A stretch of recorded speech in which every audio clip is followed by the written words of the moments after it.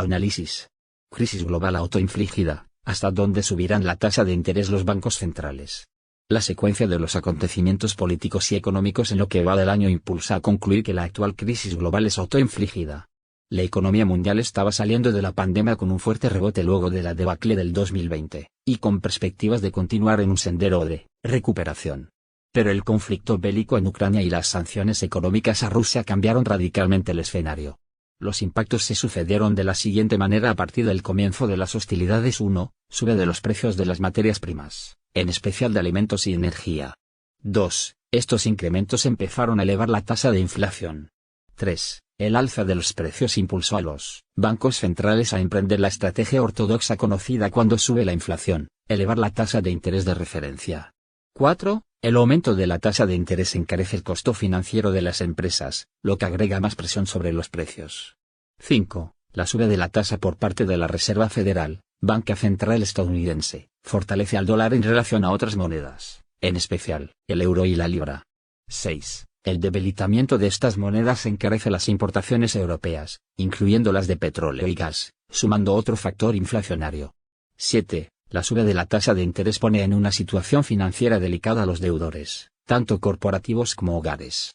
Además de afectar el mercado de valores con caída de las cotizaciones, provocando un efecto riqueza negativo. 8. El saldo de estos acontecimientos es una recesión global con más inflación y con el consiguiente debilitamiento del mercado laboral. El interrogante frente a esta dinámica perniciosa de la economía mundial es hasta dónde subirá la tasa de interés Estados Unidos, teniendo en cuenta las profundas perturbaciones que ha generado esta estrategia monetaria, la cual está apuntando como principal víctima a las economías europeas. Además, como si esto fuera poco, desde Estados Unidos se informa que la Reserva Federal seguirá subiendo la tasa de interés. La Reserva Federal sigue el rumbo que había fijado en las anteriores reuniones de directorio. El último anuncio del Banco Central estadounidense fue un alza de la tasa de 75 puntos básicos, hasta el nivel de 3,00%, menos 3,25%, la tercera subida consecutiva de este ritmo. La entidad monetaria de este modo ha pisado el acelerador en su lucha contra la inflación por esta vía, con consecuencias locales, recesión, e internacionales, inflación. En las reuniones de junio y julio emprendió dos alzas idénticas de 75 puntos. Llevando los tipos de interés al rango del 2,25% y menos 2,5%. Tras la última decisión de la Reserva Federal, las tasas alcanzaron máximos de enero de 2008.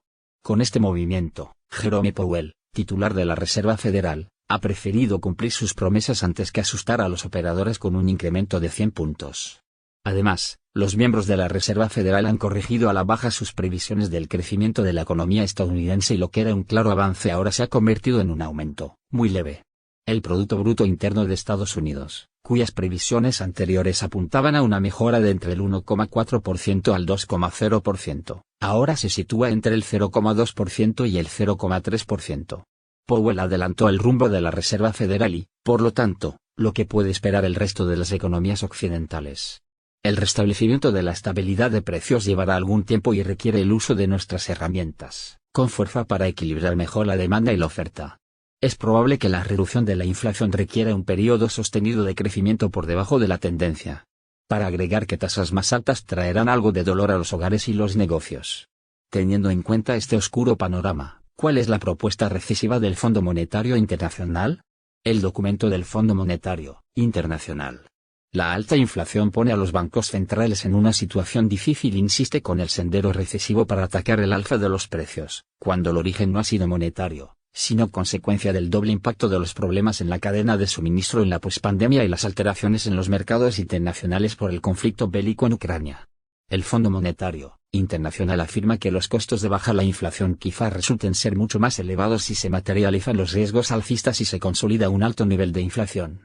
En ese caso, propone que los bancos centrales tendrán que adoptar una posición más firme y tomar medidas de restricción monetaria mucho más duras para enfriar la economía, lo que probablemente deriva en un fuerte aumento del desempleo. Advierte que en un contexto de señales de liquidez ya escasa, una aceleración del aumento de las tasas podría traducirse en una mayor desvalorización de los activos de riesgo que afecta a las acciones, el crédito y los activos de mercados emergentes. También puede suceder que el endurecimiento de las condiciones financieras sea desordenado, lo que pondría a prueba la resiliencia del sistema financiero y ejercería gran presión en particular sobre los mercados emergentes.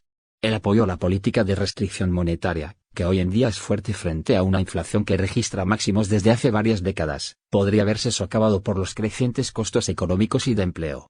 Pese a estos costos, el Fondo Monetario Internacional insiste en que recobrar la estabilidad de precios tiene vital importancia y es condición necesaria para un crecimiento económico sostenido, al recordar que la elevada inflación de las décadas de 1960 y 1970 ha enseñado que la demora en aplicar una política restrictiva conlleva un endurecimiento posterior mucho más costoso para volver a anclar las expectativas de inflación y restablecer la credibilidad de las políticas.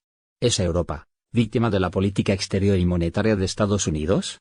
El euro y la libra esterlina están padeciendo una persistente depreciación, lo que está agudizando problemas macroeconómicos de arrastre de estas económicas. La libra lleva años deslizándose a la baja frente al dólar, pero la abrupta caída de un 5% en una sola jornada, el lunes 26 de septiembre, ha desatado las alarmas de un país al borde de la recesión. La divisa británica registró su mayor caída en un solo día desde marzo de 2020, cuando comenzó la pandemia. Llegó a tocar el mínimo histórico de $1,0327, su nivel más bajo desde 1972. Los costos inmediatos para los consumidores podrían ser significativos, explica Ben Leidler, estratega de mercados globales de la plataforma de inversión eToro. Si la libra se mantiene en este nivel bajo frente al dólar, las importaciones de materias primas cotizadas en dólares, incluidos el petróleo y el gas, serán más costosas. Este efecto ya se puede notar no solo en Reino Unido, sino en cualquier economía que haya visto su divisa depreciarse. Comprar un barril de petróleo en los mercados internacionales es ahora más caro dada la fortaleza del dólar. Y de ahí que los precios de la gasolina en los surtidores no hayan hecho más que aumentar. Los bienes importados también podrían encarecerse considerablemente, lo que impulsará aún más la inflación, que ya se encuentra en su nivel más alto en décadas. Otro impacto directo en el bolsillo de los hogares es que el alza de la tasa de interés hace que las hipotecas sean más costosas. ¿No sirve la política monetaria para salir de esta crisis? El economista griego y exministro de Finanzas de Grecia Yanis Varoufakis escribió en el artículo cómo Occidente envenenó su dinero en Project Syndicate, en el que observa el efecto dañino de la política monetaria de las bancas centrales de Estados Unidos y de la Unión Europea. Señala que algunos analistas esperan ahora que el dinero, con la suma constante de la tasa de interés, se está purificando en las llamas de la inflación. Pero aclara que la inflación no está sacando el veneno del sistema monetario occidental. Después de más de una década de adición al dinero envenenado, emisión de dólares y euros para salvar al sistema financiero, no se presenta ningún método de desintoxicación obvio. Y sentencia que la inflación actual no es la misma que estos países enfrentaron en la década del 70 y a principios de la del 80. Varoufakis afirma que el socialismo para los banqueros, por la millonaria asistencia financiera dada por los bancos centrales, y la austeridad para la mayoría del resto frustraron el dinamismo del capitalismo, sumergiéndolo en un estado de estancamiento. Para concluir que, ahora que irrumpe el espectro de la inflación, ninguna política monetaria puede purificar el dinero y restablecer el equilibrio macroeconómico. Hasta la Organización para la Cooperación y el Desarrollo Económicos ha concluido en su reciente actualización sobre las perspectivas económicas que el mundo está pagando un alto precio por el conflicto bélico. Junto con la política china de COVID-0, la guerra ha llevado a la economía mundial a una senda de menor crecimiento y mayor inflación, una situación que no se veía desde la década de 1970. En definitiva, la salida de la pospandemia que prometía un sendero de recuperación termina, con el estallido del conflicto bélico en Ucrania y las sanciones económicas a Rusia, en una crisis global autoprovocada por la política exterior y monetaria de Estados Unidos, con el acompañamiento subordinado de la Unión Europea.